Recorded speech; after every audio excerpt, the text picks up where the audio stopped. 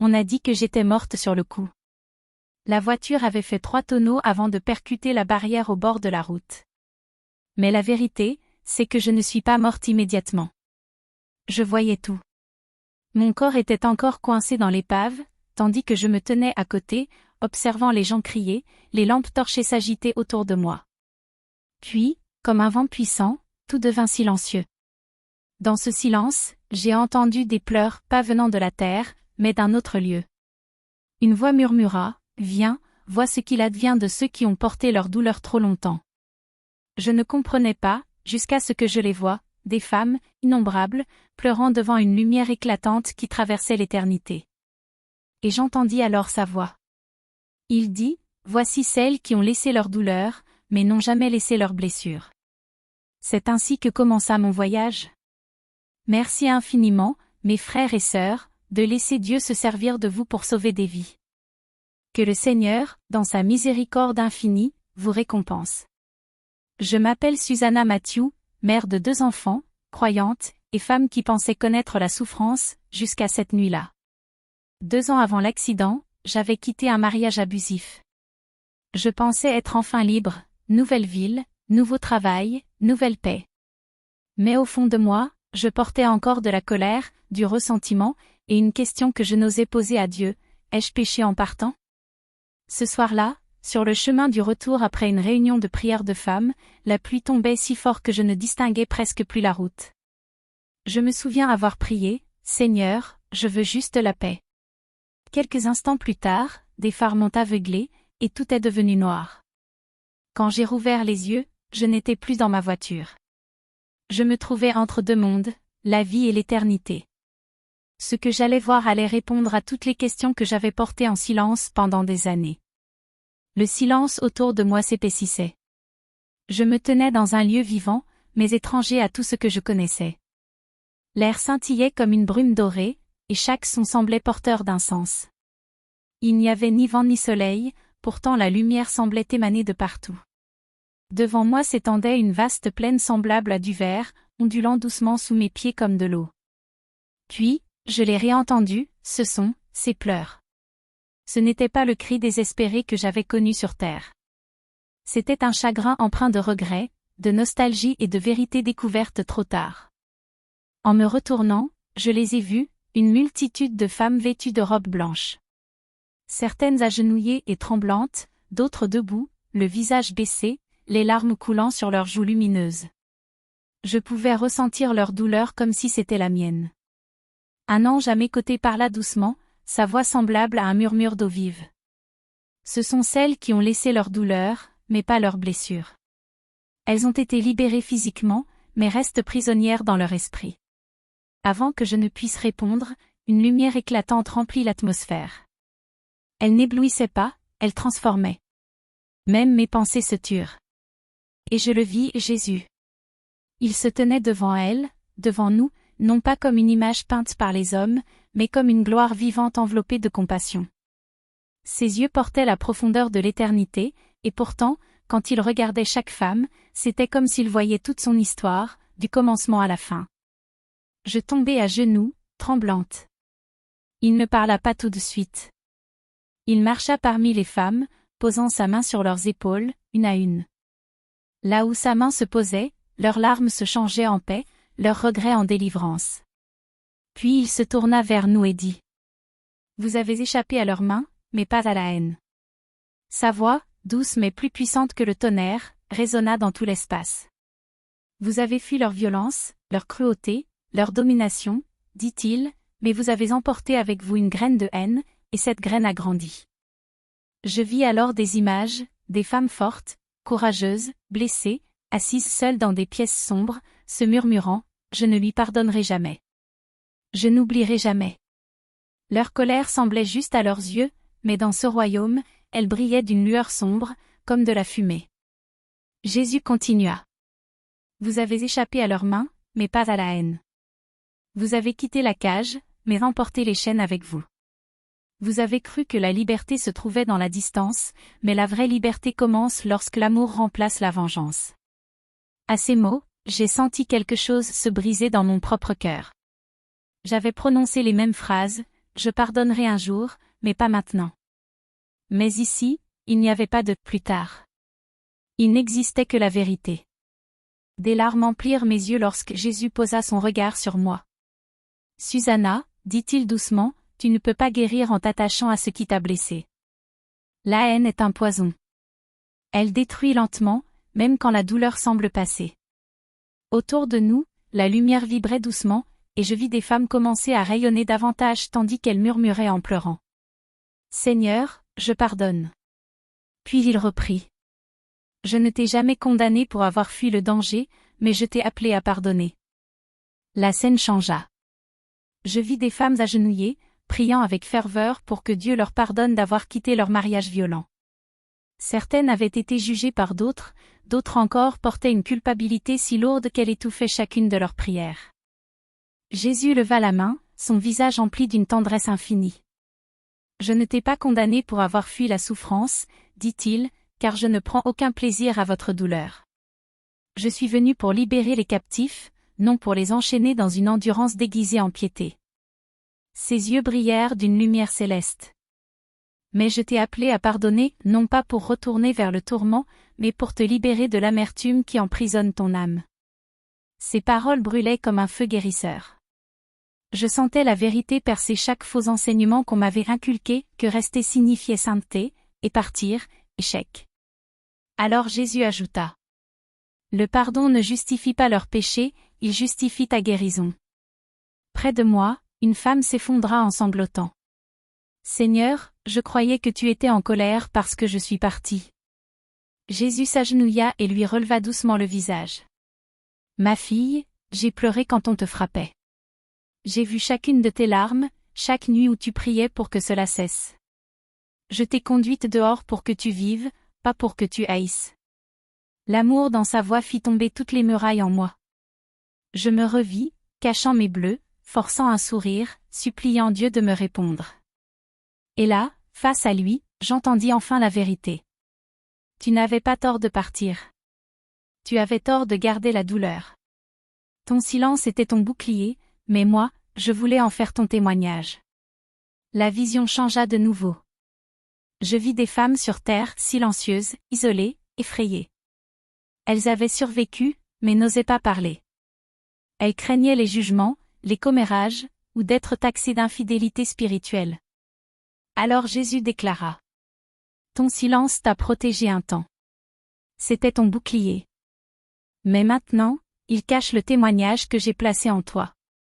Ce que l'ennemi a voulu utiliser pour te détruire, je veux l'utiliser pour libérer d'autres femmes. Je vis la lumière jaillir des mains de Jésus et se répandre sur ces femmes. Leurs bouches s'ouvrirent, non pour crier, mais pour chanter, pour témoigner. Leur douleur devint un fleuve de guérison qui se déversa sur d'autres âmes brisées. Puis Jésus me regarda encore. Susanna, le monde n'a pas besoin d'histoires parfaites, mais d'histoires vraies. Dis-leur que j'étais avec chaque femme qui a fui pour sauver sa vie. Dis-leur que je ne les ai jamais abandonnées. J'étais dans la tempête, les guidant vers la sortie. Mes larmes ne cessaient de couler. Pendant des années, j'avais enfoui mon histoire, par peur d'être jugée ou incomprise. Mais ici, dans ce lieu au-delà du jugement, je compris que chaque cicatrice cachée devait devenir la guérison de quelqu'un d'autre. À mesure que ces paroles s'éteignaient, des anges s'approchèrent, touchant le front des femmes d'une lumière éclatante. L'atmosphère se transforma, les pleurs devinrent des chants d'adoration. Je réalisai alors le sens de cette vision, elle n'était pas un message de condamnation, mais de liberté. Tremblante, je murmurai. Seigneur, que veux-tu que je fasse en rentrant? Et il répondit simplement. Dis-leur ce que je t'ai dit. Dis-leur que je n'ai jamais été l'auteur de leur douleur, mais le finisseur de leur guérison. La lumière s'intensifia, et je me sentis portée, légère, enveloppée d'une paix semblable au foyer retrouvé. Ce n'était pas la chaleur du soleil, mais celle de l'amour pur. Autour de moi, tout scintillait comme la rosée du matin après une longue nuit d'orage.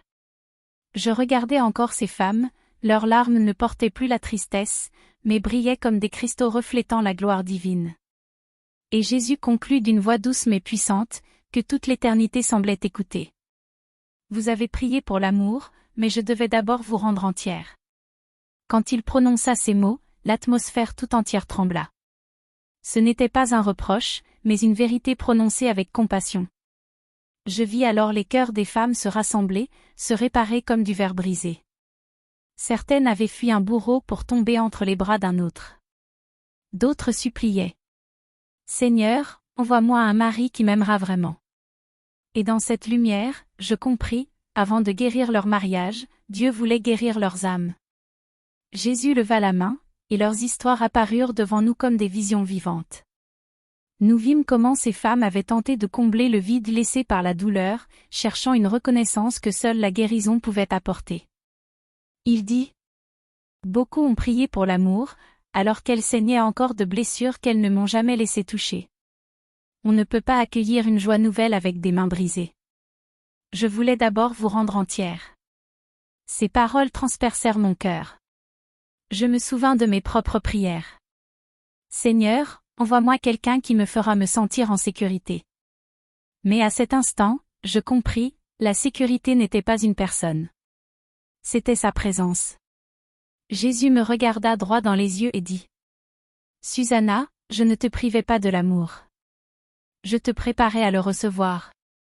Une femme guérie ne cherche pas l'amour pour se sentir digne, elle donne l'amour parce qu'elle sait déjà qu'elle l'est. Mes yeux se remplirent de larmes brûlantes. Chaque déception, chaque nuit solitaire prit soudain un sens nouveau. Ce que je prenais pour un retard était en réalité une protection divine.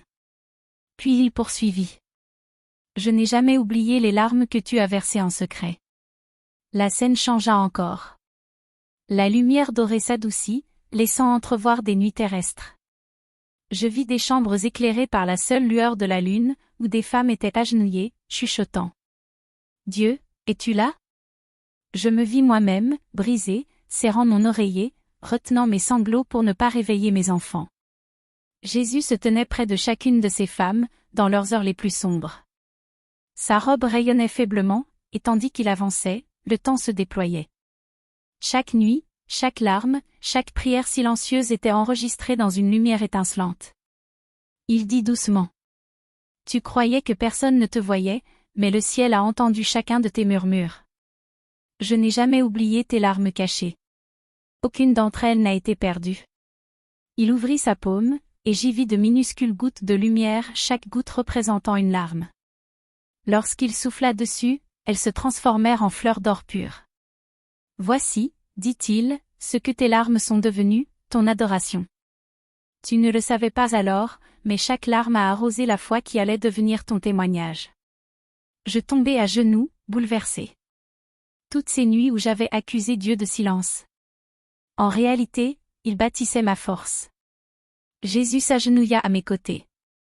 Susanna, dit-il, quand ils t'ont brisé, j'ai pleuré avec toi. Quand ils se sont moqués de tes prières, j'ai intercédé pour toi.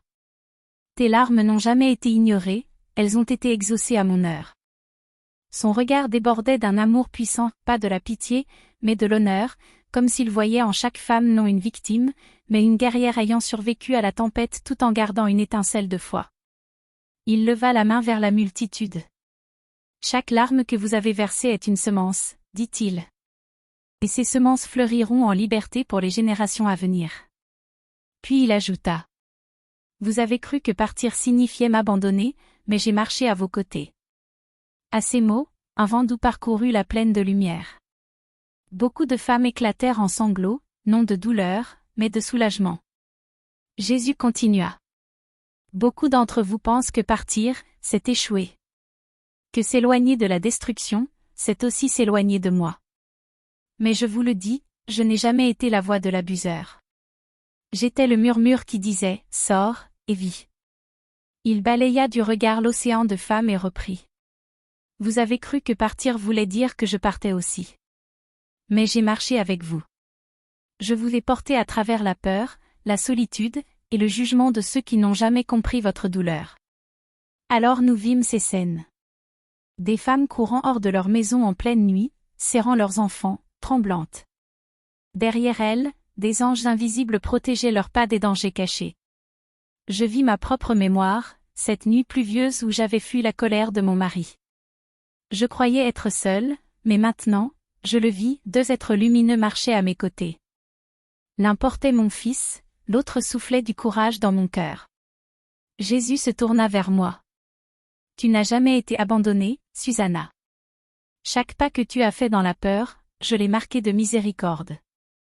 Je ne t'ai pas quitté, je t'ai guidé. Mes lèvres tremblaient. Seigneur, murmurai-je, alors pourquoi ton silence? Pourquoi n'as-tu pas arrêté leur violence? Il posa sa main sur son cœur et répondit. Je l'ai fait. Pas en empêchant leur choix, mais en préservant ton destin. Si j'avais forcé leur cœur à changer, ils n'auraient jamais affronté leur péché. Mais je t'ai donné la force de t'élever au-dessus d'eux. Et cela, c'était une délivrance plus grande encore. À ces mots, tout le royaume s'illumina d'une clarté nouvelle. La paix se répandit comme des vagues. Les femmes commencèrent à chanter une mélodie qu'aucune langue terrestre ne pouvait exprimer, des mots que seul le ciel pouvait comprendre. Je sentis mon corps frémir, comme si quelque chose en moi était enfin libéré. Les derniers restes de peur, de rancune et de culpabilité semblaient s'effacer. Jésus s'approcha de moi et me dit une dernière chose avant que la vision suivante ne s'ouvre. Chaque chemin que tu croyais avoir parcouru seul était un sol sacré. Chaque nuit où tu pensais que je me taisais, je combattais pour ton âme. Tu n'es pas abandonné, tu es retrouvé. À ces mots, je vis défiler ma propre vie comme une histoire écrite par la lumière, non pas une tragédie, mais une transformation. Les abus ne me définissaient plus. La douleur ne me possédait plus. Sa présence seule me définissait. Alors, l'ange qui se tenait silencieusement à mes côtés prit la parole. Susanna, les vérités que tu vas entendre maintenant te montreront ce qui arrive lorsque la douleur est transformée par le dessein divin. Jésus me regarda encore une fois et dit. Es-tu prête à voir ce que signifie réellement la rédemption? Avant même que je puisse répondre, le sol de verre sous nos pieds commença à s'ouvrir, révélant un autre royaume empli de lumière, semblable à l'aube après une nuit sans fin. Je pris une profonde inspiration. Je ne savais pas ce qui m'attendait en dessous, mais mon cœur murmura. Oui, Seigneur, je suis prête. Au moment où Jésus prononça ces paroles, es-tu prête à voir ce que signifie réellement la rédemption?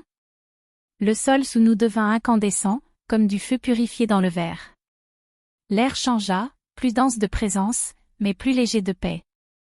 Je me retrouvai debout dans un immense couloir fait de miroirs. Mais en y regardant de plus près, je compris qu'il ne s'agissait pas de miroirs, c'étaient des fenêtres donnant sur des vies, des histoires de femmes qui avaient parcouru le même chemin que moi, douleur, trahison, fuite, survie. Je voyais leurs souvenirs se dérouler devant moi. Certaines étaient de jeunes épouses ayant enduré des années de tourments. D'autres, des mères qui étaient restées pour leurs enfants. D'autres encore étaient parties et ne s'étaient jamais retournées. Les reflets semblaient si réels que je pouvais presque sentir battre leur cœur. Jésus marchait à mes côtés en silence, me laissant observer. De temps en temps, il s'arrêtait devant l'une des fenêtres et murmurait des paroles qui résonnaient jusque dans l'éternité. Puis il se tourna vers moi et me dit la vérité suivante. 7. Les cicatrices de ton cœur ne sont pas des punitions. Elles sont la preuve que tu as survécu. Ces mots me brisèrent à nouveau, non pas de douleur, mais de soulagement. J'avais toujours haï mes cicatrices, celles que personne ne voit, celles qui avaient rendu ma confiance méfiante, celles qui me faisaient douter de la bonté des autres. Pendant des années, j'avais cru qu'elles prouvaient mon échec, qu'elles rappelaient que je n'avais pas été assez forte pour sauver mon mariage. Mais les yeux de Jésus brillaient d'une lumière douce lorsqu'il me dit. Non, Susanna. Tes cicatrices ne sont pas des malédictions. Ce sont des couronnes. Elles prouvent que tu as traversé le feu et que tu es encore en vie. À ce moment-là, les femmes du couloir regardèrent leurs propres cicatrices, de légères marques sur leurs vêtements lumineux, des symboles de douleur qu'elles avaient autrefois cachés. Et tandis qu'elles les observaient, ces cicatrices commencèrent à briller, comme des lignes d'argent, belles, éclatantes, presque sacrées. Jésus poursuivit. Dans ton monde, les gens cachent leurs cicatrices parce qu'ils pensent qu'elles les rendent indignes. Mais dans mon royaume, les cicatrices racontent des histoires de grâce. Chaque marque que tu portes est la preuve que je t'ai délivré de ce qui devait te détruire. Alors je vis quelque chose de miraculeux, les femmes levèrent les mains, adorant à travers leurs larmes. Leurs cicatrices devinrent de plus en plus lumineuses jusqu'à se transformer en pure lumière. Et j'entendis Jésus dire: ce qui t'a autrefois marqué de honte deviendra un jour une source de guérison pour d'autres. Puis il me regarda à nouveau. Susanna, la douleur ne t'a pas rendue moins sainte. Elle t'a rendue plus humaine. La leçon n'était pas d'éviter les cicatrices, mais de les laisser devenir des témoignages. Tu n'as pas été punie, tu as été préservée. Ces paroles tombèrent sur mon âme comme de l'huile apaisante. Je compris soudain que survivre n'était pas un signe de faiblesse, mais une preuve divine. Chaque femme ayant enduré la souffrance et osé encore aimer, respirer, prier, portait en elle le sceau de la persévérance céleste. Alors que nous marchions plus profondément dans le couloir, les miroirs s'effacèrent, remplacés par d'immenses champs de lumière. L'air était dense de paix, mais je sentais qu'il avait encore quelque chose à me révéler. Il tourna le regard vers l'horizon, où une lueur dorée palpitait comme un cœur vivant, et sa voix prit un ton grave, presque paternel. Beaucoup de mes filles ont fui leur douleur, mais se sont précipitées pour bâtir de nouveaux foyers avant que leur cœur ne soit guéri. Elles ont confondu la solitude avec la préparation. Elles ont cru qu'une nouvelle promesse effacerait d'anciennes blessures.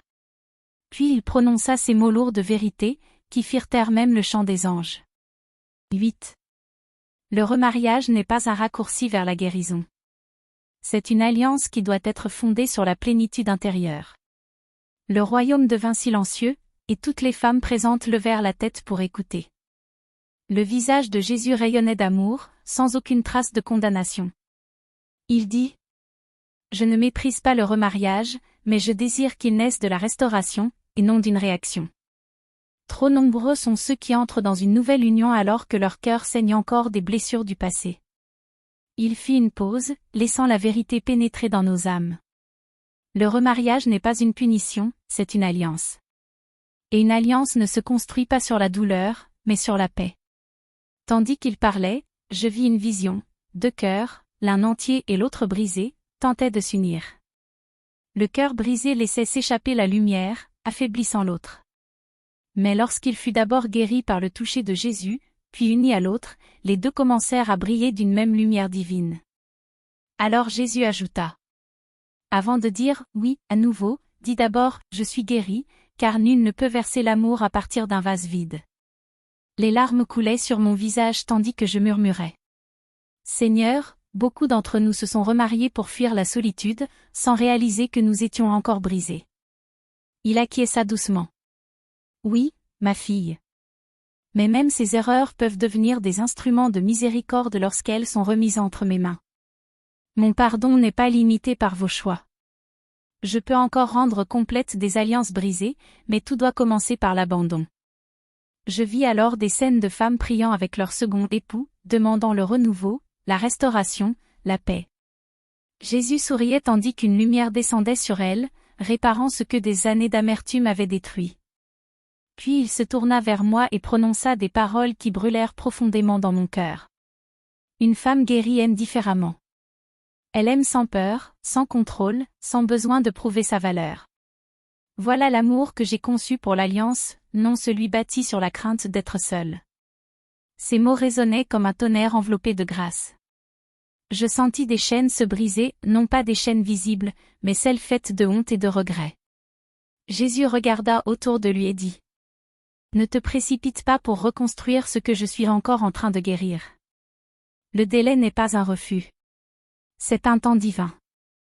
Je baissai la tête, réalisant combien de fois j'avais voulu accélérer ma propre guérison, comblant ma solitude par quelque chose de visible, au lieu de le laisser lui, combler mon vide par sa présence. À cet instant, le sol se mit à briller à nouveau, comme la clôture d'un chapitre céleste. L'ange, resté silencieux tout ce temps, s'avança et dit: ces vérités ne sont pas des jugements. Ce sont des invitations. Chaque révélation que tu as vue est un appel à la liberté. Jésus sourit, plongeant son regard dans le mien. Sa voix était douce, mais ferme. Susanna, lorsque tu retourneras dans le monde, dis à mes filles, je ne suis pas en colère contre elles. Je les guéris. Dis-leur que l'amour, lorsqu'il est bâti sur ma fondation, ne détruit jamais. Il restaure. Tandis qu'il parlait, son vêtement resplendissait comme la lumière du matin perçant une longue nuit. Puis il tendit sa main vers moi. « Viens, dit-il. Il y a encore d'autres vérités que tu dois voir. Ce que tu vas apprendre maintenant libérera celles qui sont encore prisonnières de l'amertume et de la peur. » Le sol sous nos pieds se souleva, et je sentis mon être s'élever à travers des couches de lumière et de vent. Mon cœur battait à toute allure. Je ne savais pas ce qui m'attendait, mais je le pressentais, les prochaines paroles qu'il prononcerait toucheraient plus profondément que toutes les précédentes. Je murmurai. « Je suis prête, Seigneur. » Et il répondit doucement. « Alors, laisse ton cœur voir ce que tes yeux n'ont jamais pu voir. » La lumière nous enveloppa totalement. Elle était si intense que, pendant un instant, je crus entrer dans un autre monde. Chaque son était comme une mélodie. Chaque souffle ressemblait à la paix elle-même. Je sentais que c'était la dernière étape de mon expérience, le moment où Jésus allait me révéler les vérités les plus difficiles, celles que mon âme avait toujours évitées. Il se tourna lentement vers moi, son vêtement brillant comme un soleil reposant sur des eaux tranquilles. Ses yeux, oh, ses yeux! Ils contenaient tout l'amour de l'univers, mais aussi le poids de l'éternité. 9. Pardonne, non pas parce qu'il mérite la paix, mais parce que toi tu mérites la liberté. Quand Jésus prononça ces mots, tout mon être trembla. Le mot pardonner était comme une épée tranchant à travers des années d'amertume. Je baissai les yeux et, dans la lumière sous nos pieds, je vis des visages, ceux d'hommes qui avaient blessé des femmes, des abuseurs, des traîtres, des moqueurs, des cœurs cruels qui avaient brisé des âmes tendres. Je vis aussi les femmes, brisées, pleurant, priant pour que Dieu les venge, qu'il fasse justice, qu'il punisse leurs bourreaux. Mon cœur se serra. J'avais été l'une d'elles. Je murmurai faiblement. Seigneur, comment peuvent-elles pardonner après tout ce qu'elles ont enduré? Jésus me regarda, et son visage s'adoucit d'une compassion infinie. Susanna, dit-il doucement, pardonner ne signifie pas excuser ce qu'ils ont fait. Cela signifie libérer ce que cette blessure continue de faire en toi. Il leva la main, et aussitôt les images changèrent. Je vis des chaînes entourant les cœurs de nombreuses femmes invisibles, lourdes, mais brûlantes, rougies par la colère et le ressentiment. Et tandis qu'elles pardonnaient, l'une après l'autre, ces chaînes tombaient, se brisant dans une lumière éclatante. Jésus poursuivit. Le pardon ne dit pas, c'était acceptable. Il dit, cela ne me possédera plus. Quand tu pardonnes, tu ne rends pas raison à ton agresseur, tu rends simplement ton cœur libre.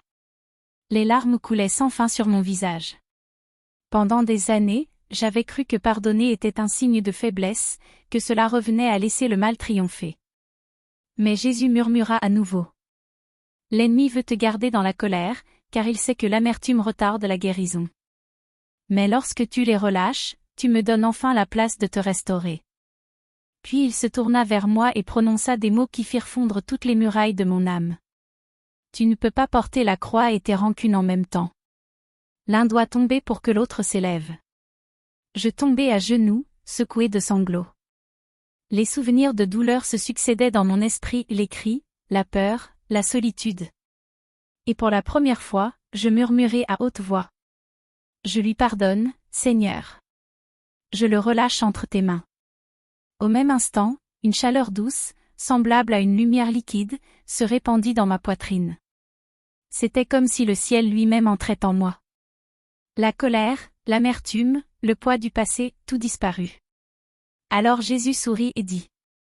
Maintenant, tu es enfin légère, légère au point de pouvoir voler.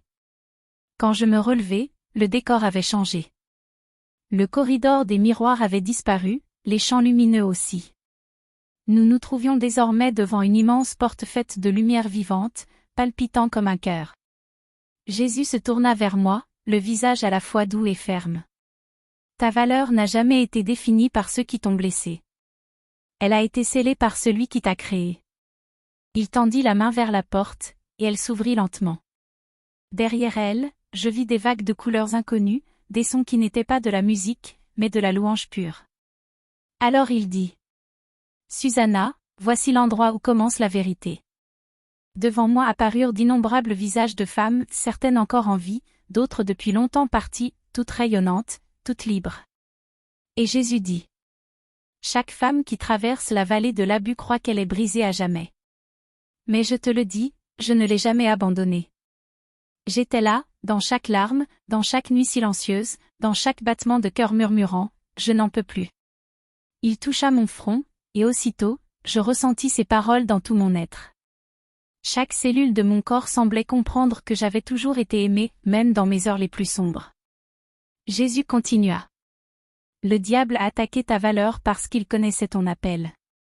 Il a voulu que tu doutes de ta beauté, de ta force, de ton importance, car il craignait ce qu'une femme guérie pourrait devenir. Puis il plongea son regard dans le mien et prononça des mots qui semblèrent traverser l'éternité elle-même. Une femme guérie est dangereuse.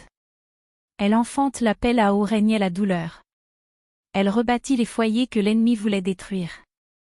Elle élève des enfants porteurs de lumière. Et elle enseigne à d'autres femmes comment traverser le feu sans brûler. Je restai là, tremblante, les mains légèrement lumineuses. Je vis la lumière couler à travers mes doigts comme des rivières. Je demandai: Seigneur, que veux-tu que je fasse de tout cela? Il sourit doucement. Dis-leur. Dis à mes filles qu'elles ne sont pas abandonnées. Dis-leur qu'elles ne sont pas ruinées. Dis-leur que j'ai encore des projets pour leur vie, des projets de guérison, de restauration et de bénédiction. Tandis qu'il parlait, je vis au loin des milliers de portes apparaître, chacune menant à la vie d'une femme différente, avec sur chaque porte un nom: grâce, espérance, foi, Esther, consolation. Jésus dit alors: Retourne, Susanna. Ta voix sera mon rappel pour elles, que même celles qui ont été brisées peuvent redevenir belles et puissantes. Le vent commença à tourbillonner autour de moi, et la lumière m'attira vers le haut. Je me sentis retomber à travers le temps, les nuages, le feu, le silence, jusqu'à ce que tout devienne noir. Puis j'entendis des voix autour de moi, quelqu'un pleurait, quelqu'un criait. Elle respire. Et soudain, un souffle, le mien. J'étais revenu à la vie. Quand j'ouvris les yeux, j'étais dans un lit d'hôpital, la tête bandée, le corps faible. Mais mon esprit, lui, se sentait inébranlable. Je murmurais les dernières paroles que Jésus m'avait dites avant que je quitte la porte du ciel. Dis-leur que je ne les condamne jamais. Je suis venu pour les guérir. Mes chères sœurs, si vous entendez ma voix aujourd'hui, et que vous avez traversé des douleurs que les mots ne peuvent décrire, sachez ceci. Vous n'êtes pas oubliés. Peut-être as-tu pleuré nuit après nuit, implorant Dieu de changer quelqu'un qui refusait de changer. Peut-être es-tu resté parce que tu pensais qu'en partant, tu serais une ratée. Ou peut-être es-tu parti, mais ton cœur demeure encore prisonnier du passé. Je comprends, car moi aussi, j'ai connu cela. Mais écoute-moi bien, Dieu n'est pas en colère contre toi. Il n'a pas honte de tes cicatrices. Il ne détourne pas son visage de ton histoire. Chaque larme que tu as versée a été comptée. Chaque prière que tu as murmurée a été entendue. Si tu te trouves encore dans un lieu de souffrance, je prie maintenant pour que la paix de Jésus-Christ t'enveloppe. Que son amour pénètre chaque blessure cachée de ton âme. Qu'il fasse taire ces mensonges qui te disent que tu n'es pas digne d'être aimé. Qu'il te rappelle que ta valeur n'a jamais dépendu de ceux qui t'ont blessé, mais de celui qui t'a créé. Et si tu vis un mariage abusif et que ta vie est en danger, je prie pour que Dieu te donne le courage et la sagesse de chercher de l'aide, d'en parler, et d'agir avec discernement. L'amour de Dieu ne t'oblige jamais à rester là où ta vie est menacée. Sa volonté n'est pas ta destruction, mais ta guérison, ta survie et ta paix. Et pour celles qui ont déjà quitté ces chaînes, que le Seigneur restaure votre cœur. Qu'il vous donne la force de pardonner, la grâce de reconstruire, et l'espérance d'aimer à nouveau, non pas dans la peur, mais dans la liberté. Prions, Seigneur Jésus, tu vois chaque femme qui écoute en ce moment. Tu connais sa douleur, ses peurs, ses souvenirs. Je te demande de la serrer dans tes bras ce soir. Guéris ce que des années de souffrance ont brisé. Rappelle-lui qu'elle est toujours précieuse, toujours choisie, toujours tienne. Transforme ses cicatrices en lumière, ses larmes en force, et que ta paix garde son cœur et sa maison pour toujours, au nom de Jésus. Amen.